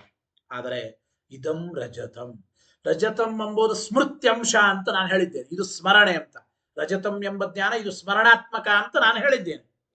ನೋಡಿ, ರಜತಂ ಎಂಬ ಈ ಸ್ಮೃತಿಯ ಅಂಶ ಏನಿದೆಯಲ್ಲ, ಇದೇನು ಮಾಡ್ತದೆ, ಹಿಂದೆ ನೋಡಿದ ಯಾವುದೋ ಒಂದು ರಜತದಲ್ಲಿ ರಜತತ್ವ ಇದೆ ಅಂತ ತಿಳಿಸಿಕೊಡ್ತದೆ. ರಜತತ್ವ ಇದೆ ಅಂತ ತಿಳಿಸಿಕೊಡ್ತದೆ. ಅದರಿಂದ ರಜತಂ ಇಷ್ಟ ಸಾಧನಂ, ರಜತವು ನನಗೆ ಇಷ್ಟ ಸಾಧನ ಎಂಬ ಜ್ಞಾನ ಹುಟ್ಟುತ್ತದೆ. ಸಾಕು ಅಂದ್ರು ನೋಡಿ. ಅಥ ಪ್ರತಿಪನ್ನೇನ ರಜತೆ, ಹಿಂದೆ ತಿಳಿಯಲ್ಪಟ್ಟ ಯಾವುದೋ ರಜತದಲ್ಲಿ ರಜತತ್ವೇನ ತತ್ ಸಮೀಹಿತ ಸಾಧನತಾ ಜ್ಞಾನ ಉಪಜಾತ. ರಜತಂ ಎಂಬುದು ಸ್ಮರಣಾತ್ಮಕವಾದ ಜ್ಞಾನ. ಈ ಸ್ಮೃತ್ಯಂಶ ಏನು ಮಾಡುತ್ತದೆ, ಹಿಂದೆ ತಿಳಿಯಲ್ಪಟ್ಟ ರಜತದಲ್ಲಿ ರಜತತ್ವ ಇದೆ ಅಂತ ಗ್ರಹಣ ಮಾಡಿ ಅಂತೂ ಆ ರಜತ ಜ್ಞಾನ ಇಷ್ಟ ಸಾಧನತಾ ಜ್ಞಾನವನ್ನ ಹುಟ್ಟಿಸ್ತದೆ. ಇಷ್ಟ ಸಾಧನತಾ ಜ್ಞಾನ ಹುಟ್ಟಿಸ್ತದೆ. ಆಮೇಲೆ ಭೇದ ಅಗ್ರಹದ ಸಾರೂಪ್ಯದಿಂದ ಪುರೋವರ್ತಿ ಪದಾರ್ಥದಲ್ಲಿ, ಅದರಿಂದ ಹೇಳ್ತಾರೆ ರಜತಂ ಇಷ್ಟ ಸಾಧನ ಎಂಬ ಜ್ಞಾನ ಹುಟ್ಟುತ್ತದೆ. ಇದಂ ರಜತಂ ಎಂಬ ಈ ಪ್ರಮಾತ್ಮಕವಾದ ಅಂದ್ರೆ ಬೇರೆ ಕಡೆ ಸತ್ಯಭೂತವಾದ ರಜತ ಜ್ಞಾನ ಬಂದಾಗ ಇದಂ ರಜತಂ ಎಂಬ ಯಥಾರ್ಥ ಜ್ಞಾನದ ಸಾದೃಶ್ಯ ಈ ಭ್ರಮಾತ್ಮಕ ಜ್ಞಾನಕ್ಕೂ ಇದೆ. ಗೊತ್ತಾಯ್ತು ಇಲ್ಲ? ಇದಂ ರಜತಂ ಎಂಬ ಯಥಾರ್ಥವಾದ ಜ್ಞಾನದ ಸಾದೃಶ್ಯ ಇದಂ ರಜತಂ ಎಂಬ ಭ್ರಮರೂಪವಾದ ಜ್ಞಾನಕ್ಕೂ ಇರೋದ್ರಿಂದ ಪುರೋವರ್ತಿಯಾದ ವಸ್ತುವಿನಲ್ಲಿ ರಜತ ಜ್ಞಾನ ಬರದೆ ಹೋದರೂ ಕೂಡ ಅದರ ಸ್ಮರಣೆ ಇರೋದ್ರಿಂದ ಆ ವಸ್ತು ಇಷ್ಟ ಸಾಧನ ಎಂಬ ಜ್ಞಾನ ಬರುತ್ತದೆ. ಇಷ್ಟ ಸಾಧನತಾ ಜ್ಞಾನದಿಂದ ಇಚ್ಛೆ ಬಂದು ಪ್ರಯತ್ನ ಹುಟ್ಟಿ ಪ್ರಯತ್ನದಿಂದ ಪ್ರವೃತ್ತಿ ಹುಟ್ಟುತ್ತದೆ ಅಂತ ಹೇಳ್ತೀವಿ. ಅಂದ್ರೆ ಇದು ಸರ್ವಥಾ ಯುಕ್ತವಾದದ್ದಲ್ಲ, ಇದು ಸರ್ವಥಾ ಯುಕ್ತವಾದದ್ದಲ್ಲ ಅಂತ ಟೀಕಾಕೃತ್ಪಾದರು ತಿಳಿಸಿಕೊಡ್ತಾ ಇದ್ದ. ಹಿಂಗೆ ಹೇಳಲಿಕ್ಕಾಗಲ್ಲ. ಯಾಕೆ? ತಥಾ ಸತಿ ಭೇದ ಅಗ್ರಹ ಸಾರೂಪ್ಯಾತ್ ಅಭೇದಗ್ರಹಾತ್ ಉಪೇಕ್ಷಾಯಾ ಅಪಿ ಆಪಾತಾತ್ ಎಂಬ ಮಾತನ್ನು ಹೇಳ್ತಾ ಇದ್ದ. ಹಾಗಾದ್ರೆ ನೀವೇನಂದ್ರಿ? ನಾವ್ ಹೇಳಿದ್ದೇವೆ ಅಭಿಪ್ರಾಯ ಇದಂ ರಜತಂ ಅಂತ ಹೇಳಿ ಭ್ರಮ ಹುಟ್ಟೋದಕ್ಕೆ, ಇದಂ ರಜತಂ ಅಂತ ಜ್ಞಾನ ಬರೋದಕ್ಕೆ ಅಭೇದಗ್ರಹನೇ ಕಾರಣ. ಅಭೇದಗ್ರಹಕ್ಕೆ ಸದೃಶವಾದದ್ದು ಭೇದ ಅಗ್ರಹ. ಗೊತ್ತಾಯ್ತೋ ಇಲ್ಲೋ? ನೀವೇನಂದ್ರಿ ಈಗ? ಪ್ರಭಾಕರರು ನಮ್ಮನ್ನು ಕುರಿತು ಪ್ರವೃತ್ತಿ ಹುಟ್ಟೋದಕ್ಕೆ ಅಭೇದಗ್ರಹನೇ ಕಾರಣ. ಆ ಅಭೇದಗ್ರಹದ ಸದೃಶವಾಗಿದೆ ಭೇದ ಅಗ್ರಹ, ಭೇದ ಜ್ಞಾನ ಇಲ್ಲದೆ ಇರೋದು. ಆ ಭೇದ ಅಗ್ರಹದಿಂದ ಇಷ್ಟ ಸಾಧನತಾ ಜ್ಞಾನ ಬಂದು ಪ್ರವೃತ್ತಿಯಾಗುತ್ತದೆ ಅಂತಂದರೆ ಅದಕ್ಕೆ ಟೀಕಾರಾಯರಂತಾರೆ. ಹಾಗಾದ್ರೆ ನೋಡಿ, ನಿವರ್ತಕವಾದದ್ದು ಯಾವುದಪ್ಪ?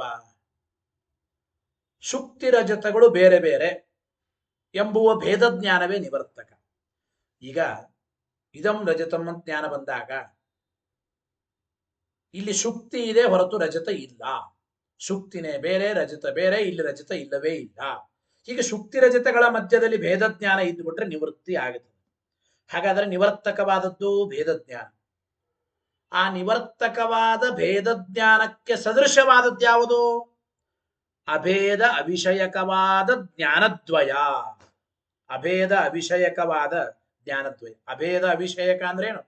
ಇಲ್ಲಿ ಅಭೇದ ತೋರಿಲ್ಲ. ಇದಂ ರಜತಂ ಎಂಬ ಜ್ಞಾನದ್ವಯಗಳಲ್ಲಿ ಅಭೇದ ತೋರಿಲ್ಲ. ಅಭೇದ ತೋರಿಲ್ಲ ಅಂದಮೇಲೆ ಈ ಜ್ಞಾನದ್ವಯಗಳಿಂದ ಇಷ್ಟ ಸಾಧನತಾ ಜ್ಞಾನನೂ ಕೂಡ ಬಂದಿಲ್ಲ. ಅಂದ್ರೆ ಭೇದ ಜ್ಞಾನದ ಸದೃಶವಾಗಿದೆ ಜ್ಞಾನದ್ವಯ.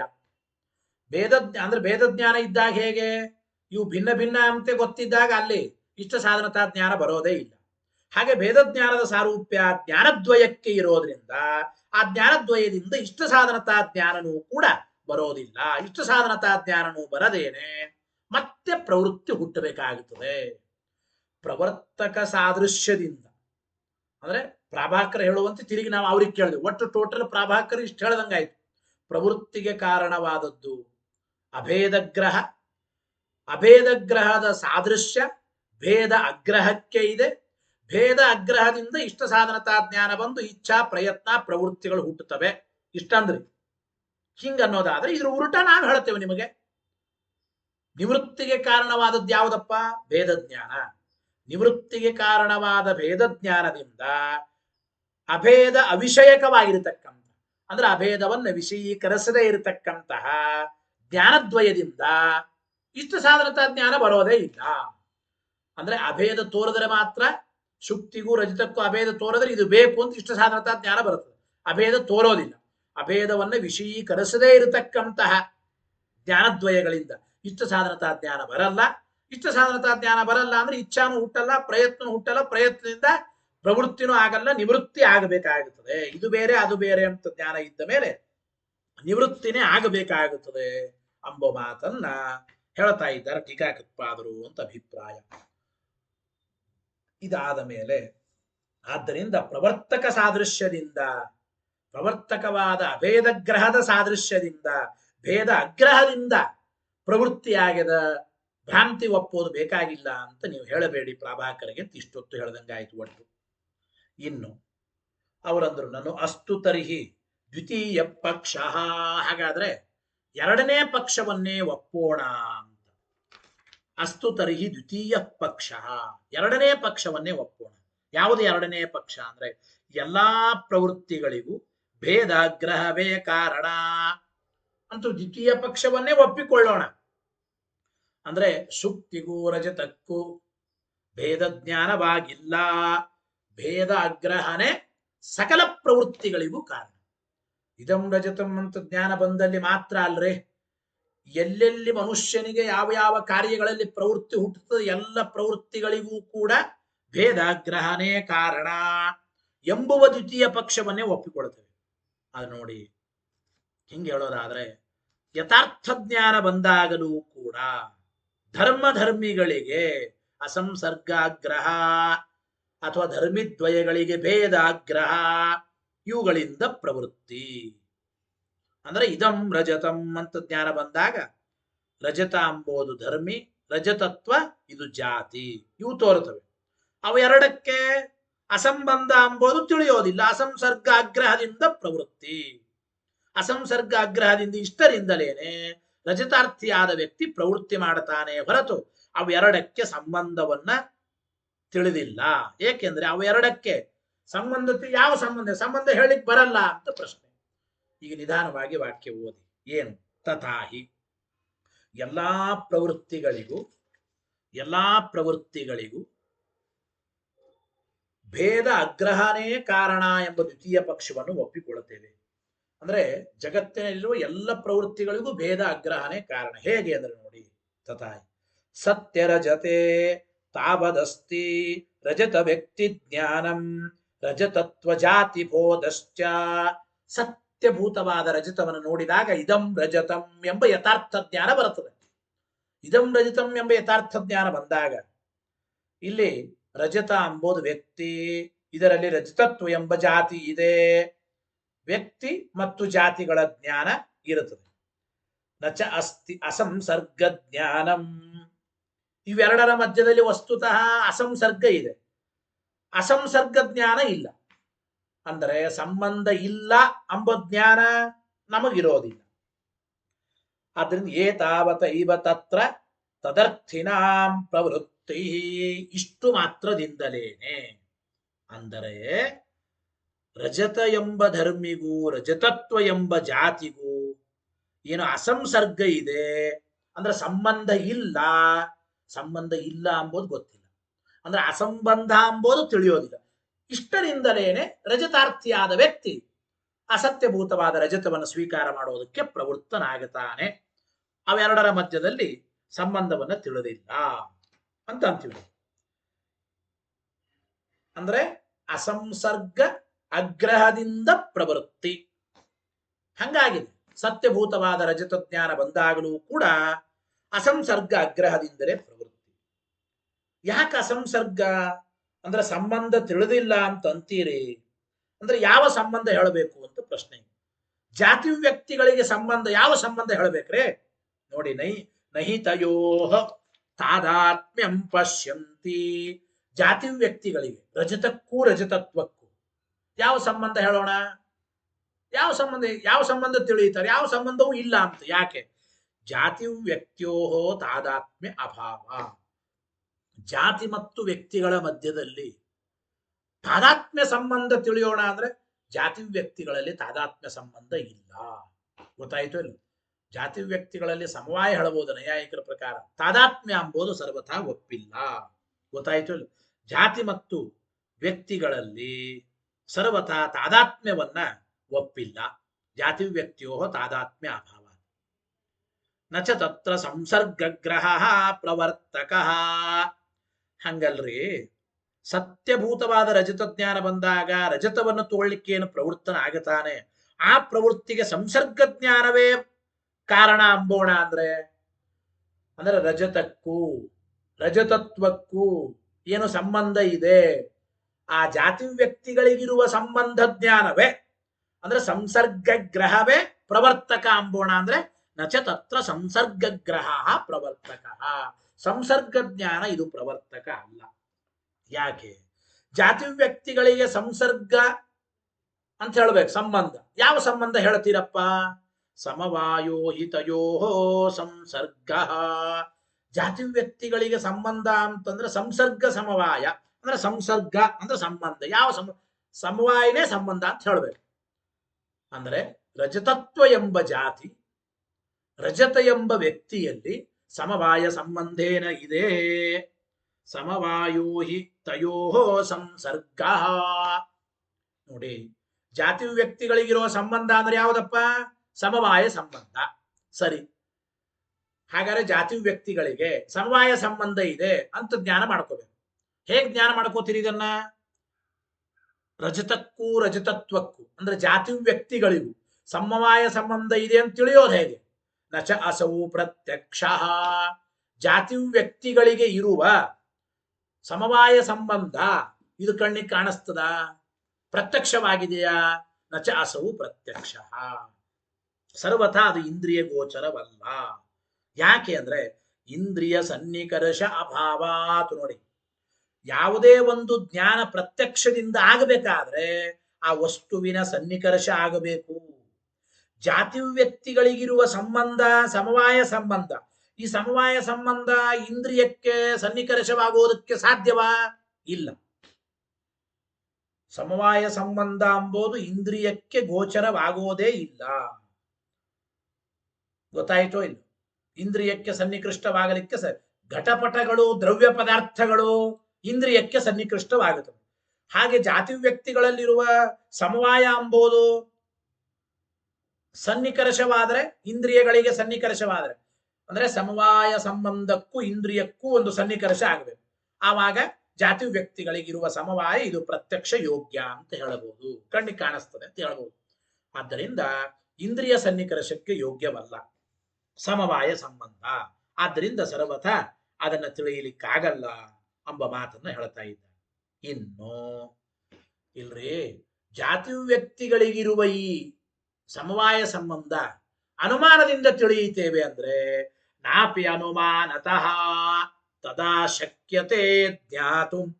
ಜಾತಿ ವ್ಯಕ್ತಿಗಳಿಗಿರುವ ಸಮವಾಯ ಸಂಬಂಧವನ್ನ ಅನುಮಾನದಿಂದ ತಿಳಿಯೋಣ ಅಂದ್ರೆ ಅನುಮಾನದಿಂದಲೂ ಕೂಡ ಸರ್ವಥಾ ತಿಳಿಯಲಿಕ್ಕಾಗೋದಿಲ್ಲ. ಅನುಮಾನದಿಂದ ಯಾಕೆ?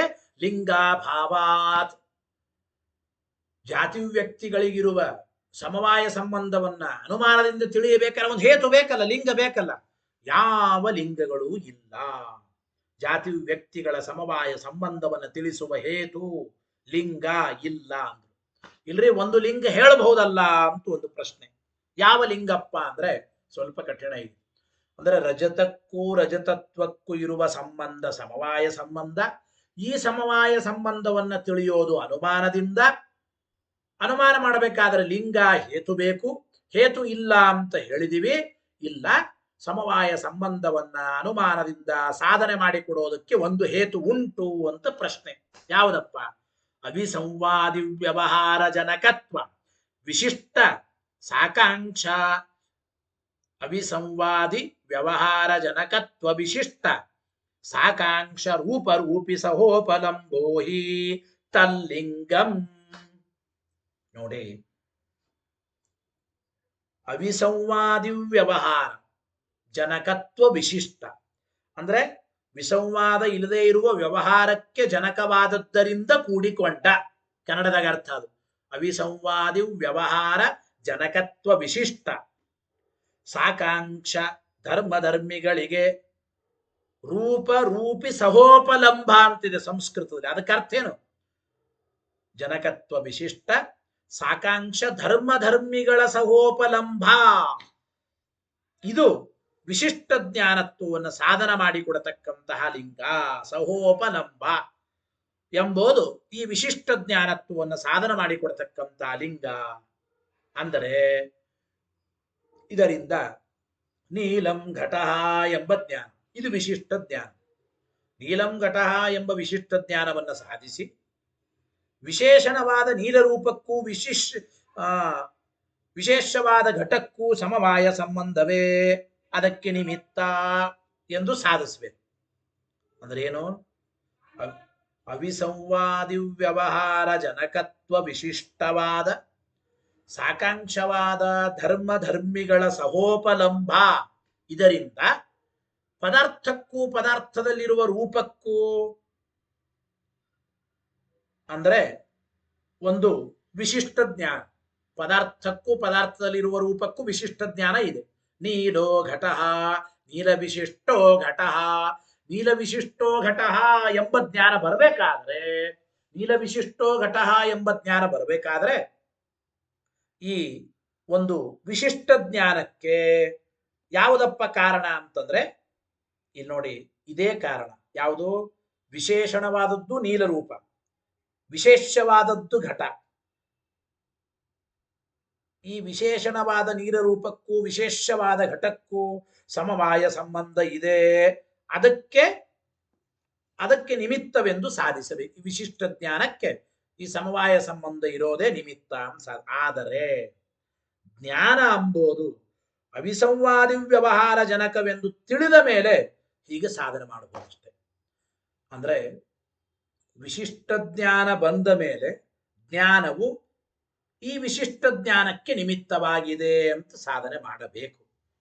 ಆದರೆ ನೋಡಿ, ನಚ ಅವಿಸಂವಾದಿತ್ವಂ ಪ್ರಾಕ್ ಪ್ರವೃತ್ತಿ ಅಂದ್ರೆ ಪ್ರವೃತ್ತೇ ಪ್ರಾಕ್ ಶಕ್ಯಾಧಿಗಮಂ ನಚ ಶಕ್ಯಾಧಿಗಮಂ ಅಂತ ಅಭಿಪ್ರಾಯ ಇಲ್ಲಿ ಹೇಳ್ತಾ ಇದ್ದಾರೆ ನೋಡಿ. ಈ ಅವಿಸಂವಾದಿ ಅಂದ್ರೆ ಜ್ಞಾನವು ಅವಿಸಂವಾದಿ ವ್ಯವಹಾರ ಜನಕವಾಗಿದೆ ಅಂತ ತಿಳಿದ ಮೇಲೆ ಹೀಗೆ ನಾವು ಅನುಮಾನ ಮಾಡಬಹುದು. ಅಂದ್ರೆ ಜ್ಞಾನವು ಅವಿಸಂವಾದಿಯಾದ ವ್ಯವಹಾರಕ್ಕೆ ಜನಕವಾಗಿದೆ ಅಂತ ತಿಳಿದ ಮೇಲೆ ಈ ಹೇತುವಿನಿಂದ ಅನುಮಾನ ಮಾಡಬಹುದು. ಅವಿಸಂವಾದಿ ವ್ಯವಹಾರ ಜನಕತ್ವ ವಿಶಿಷ್ಟ ಸಾಕಾಂಕ್ಷ ಧರ್ಮಿ ರೂಪ ಸಹೋಪಲಂಬ ಧರ್ಮಧರ್ಮಿಗಳ ಸಹೋಪಲಂಬ ಎಂಬ ಹೇತುವಿನಿಂದ ಅನುಮಾನವನ್ನ ಮಾಡಬಹುದು. ಗೊತ್ತಾಯಿತೋ ಇದು? ಆ ಒಂದು ಅಂದ್ರೆ ಆ ತಿಳಿದ ಮೇಲೆ ಮಾತ್ರ ಈ ರೀತಿ ಸಾಧನೆ ಮಾಡಬಹುದು. ಆದರೆ ವ್ಯವಹಾರವು ಅವಿಸಂವಾದಿ ಎಂದು ತಿಳಿಯಬೇಕಾದ್ರೆ ಅದು ನಡೆಯಬೇಕು. ಈ ವ್ಯವಹಾರ ಅವಿಸಂವಾದಿಯಾದ ವ್ಯವಹಾರವಾಗಿದೆ. ಅವಿಸಂವಾದಿಯಾದ ವ್ಯವಹಾರವಾಗಿದೆ ಅಂತ ತಿಳಿಯಬೇಕಾದ್ರೆ ಆ ವ್ಯವಹಾರ ನಡೀಬೇಕಲ್ಲ, ಮೊದಲೇ ವ್ಯವಹಾರ ನಡೀಬೇಕಲ್ಲ.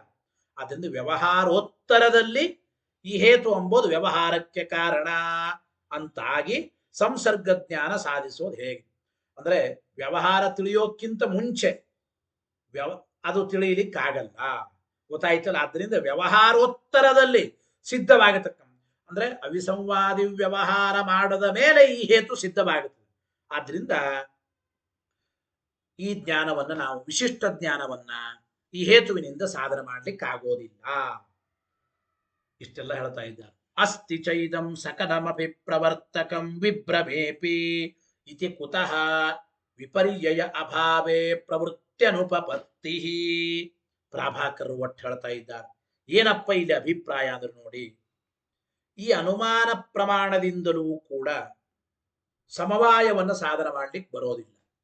ಅಂದ್ರೆ ಜಾತಿ ವ್ಯಕ್ತಿಗಳಿಗೆ ಸಮವಾಯ ಸಂಬಂಧ ಇದೆ ಅಂತ ಈ ರೀತಿ ಹಿಂದೆ ಹೇಳಿದಂತೆ ಅನುಮಾನದಿಂದ ಅಂದ್ರೆ ಜಾತಿ ವ್ಯಕ್ತಿಗಳಿಗೆ ಸಮವಾಯ ಇದೆ ಅಂತ ಹೇಳ್ಬೇಕಾದ್ರೆ ಸಮವಾಯ ಪ್ರತ್ಯಕ್ಷವಲ್ಲ, ಅನುಮಾನದಿಂದ ತಿಳಿಯೋಣ ಅಂದ್ರೆ ಅನುಮಾನ ಮಾಡ್ಲಿಕ್ಕೆ ಬರಲ್ಲ ಅಂತ ಆಯಿತು.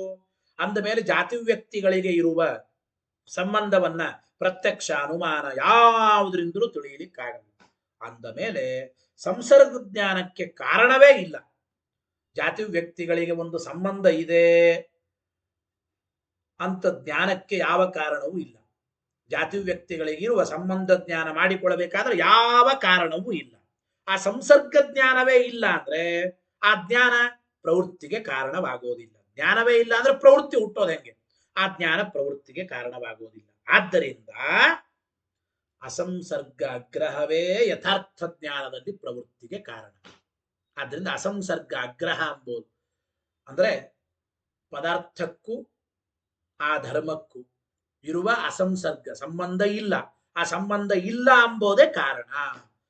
ಯಥಾರ್ಥ ಜ್ಞಾನ ಬಂದಾಗಲೂ ಕೂಡ ಪ್ರವೃತ್ತಿಗೆ ಅಸಂಸರ್ಗ ಅಗ್ರಹನೇ ಕಾರಣ. ಅಸಂಸರ್ಗ ಅಗ್ರಹನೇ ಕಾರಣ. ಆದ್ರಿಂದ ಇವೆಲ್ಲವೂ ಕೂಡ ಧರ್ಮಿ ಜ್ಞಾನ ಅಂದ್ರೆ ಇವೆಲ್ಲವೂ ಭ್ರಾಂತಿಯಲ್ಲಿ ಇದೆ. ಅಂದ್ರೆ ಭ್ರಾಂತಿಯಲ್ಲಿಯೂ ಕೂಡ ಧರ್ಮಧರ್ಮಿಗಳ ಜ್ಞಾನ ಇದೆ. ಇದಂ ಪದಾರ್ಥ ಧರ್ಮಿ ಮತ್ತು ರಜತದ ಜ್ಞಾನ ಇದೆ, ರಜತತ್ವ ಗೊತ್ತಾಯ್ತು ಇಲ್ಲ, ಇದು ಇದೆ. ಮತ್ತು ಅಸಂಸರ್ಗ ಆಗ್ರಹ, ಇದಂ ಪದಾರ್ಥಕ್ಕೂ ರಜತತ್ವಕ್ಕೂ ಯಾವ ಸಂಬಂಧವೂ ಇಲ್ಲ. ಗೊತ್ತಾಯ್ತು? ಆದರೆ ಸಂಬಂಧ ಇಲ್ಲ ಅಂತ ಗೊತ್ತಿಲ್ಲ. ಅಸಂಸರ್ಗ ಆಗ್ರಹ ಇದೆ, ಭ್ರಮದಲ್ಲಿ ಇದೆ. ಅಂದ ಮೇಲೆ ಅಸಂಸರ್ಗ ಆಗ್ರಹದಿಂದಲೇ ಪ್ರವೃತ್ತಿ ಒಪ್ಪಬೇಕಾದರೆ ಭ್ರಮವನ್ನು ಒಪ್ಪಲೇಬೇಕು ಅಂತ ಯಾತಕ್ಕೆ ಹೇಳ್ತೀರಿ? ಪ್ರವೃತ್ತಿ ಒಪ್ಪಬೇಕಾದ್ರೆ ಭ್ರಮವನ್ನು ಒಪ್ಪಬೇಕು ಎಂಬ ಕಾರಣ ಏನಿಲ್ಲ. ಅಂದ ಮೇಲೆ ಪ್ರವೃತ್ತಿ ಅನ್ಯಥಾ ಅನುಪತ್ಯ ಅನ್ಯಥಾಖ್ಯಾತಿಯನ್ನು ಸಮರ್ಥನೆ ಮಾಡ್ತೀರಿ ಅಂತ ನೀವು ಹೇಳೋದು ಸರಿಯಲ್ಲ ಎಂಬ ಮಾತನ್ನ ಪ್ರಾಭಾಕರರು ಹೇಳ್ತಾ ಇದ್ದಾರೆ. ಇನ್ನೂ ಒಂದು ಪ್ರಶ್ನೆ ಇದೆ, ಉತ್ತರ ಇದೆ. ಪ್ರಾಭಾಕರರು ಒಟ್ಟು ಪ್ರವೃತ್ತಿಗಾಗಿ ಭ್ರಮವನ್ನ ಒಪ್ಪುವ ಕಾರಣ ಇಲ್ಲ ಅಂತ ಪ್ರಾಭಾಕರರು ಹೇಳಿದರೆ ಹಂಗೆ ಸರಿಯಲ್ಲ. ಮುಂದೆ ನಾವು ಸಿದ್ಧಾಂತವನ್ನು ಹೇಳ್ತೇವೆ, ಏತದಪ್ಯಯುಕ್ತಂ ಅಂತ ಹೇಳ್ತೇವೆ. ಅದಕ್ಕಿಂತ ಮುಂಚೆ ಇನ್ನೊಂದು ಮಾತನ್ನು ಕೂಡ ಪ್ರಾಭಾಕರ್ ಹೇಳ್ತಾರೆ. ಇದು ಪ್ರಾಭಾಕರರ ಪೂರ್ವ ಪಕ್ಷ. ಒಟ್ಟು ಭ್ರಾಂತಿಯನ್ನು ಒಪ್ಪುವ ಅವಶ್ಯಕತೆ ಇಲ್ಲ ಅಂತ ಇನ್ನೊಂದು ಮಾತನ್ನು ಹೇಳಿ ಭ್ರಾಂತಿಯನ್ನು ಒಪ್ಪುವ ಅವಶ್ಯಕತೆ ಇಲ್ಲ ಅಂತ ಅದು ಹೇಳ್ತಾರೆ. ಅದಕ್ಕೆ ನಮ್ಮ ಸಿದ್ಧಾಂತ ಏನು, ಉತ್ತರ ಏನು, ಭ್ರಾಂತಿ ಹೇಗೆ ಒಪ್ಪಲೇಬೇಕು ಎಂಬುದನ್ನ ಮತ್ತೆ ಸೋಮವಾರದ ಪಾಠದಲ್ಲಿ ತಿಳಿಯೋಣ ಅಂತ ಹೇಳ್ತಾ ನಮಃ ಶ್ರೀಕೃಷ್ಣಾರ್ಪಣಮಸ್ತು. ಅನೇನ ಭಾವಿಯತ್ ಪುಣ್ಯಂ ತದಾಪ್ನೋತು ಗುರುರ್ಮಮ ಮಧ್ವೇಶಾರ್ಪಣಮಸ್ತು. ನಾಳೆ ಆಚಾರ್ಯರ ಪಾಠ ಮಠದಲ್ಲಿ ನೇರವಾಗಿದ್ದರೆ ನಮ್ಮ ಪಾಠವು ನೇರವಾಗಿ ಮಠದಲ್ಲಿ ಇರುತ್ತದೆ. ಆಚಾರ್ಯರ ಪಾಠ ಶನಿವಾರ ಮಠದಲ್ಲಿ ನೇರವಾಗಿ ಇಲ್ಲ ಅಂದ್ರೆ ನಮ್ಮ ಪಾಠ ಆನ್ಲೈನ್ ಮುಖಾಂತರ ಶನಿವಾರ ಭಾನುವಾರ ನಾಳೆ ತತ್ವಪ್ರಕಾಶಿಕ ಪಾಠ ಮುಂದುವರಿಯುತ್ತಾ ಇದೆ. ಹರಯೇ ನಮಃ ಶ್ರೀಕೃಷ್ಣಾರ್ಪಣಮಸ್ತು.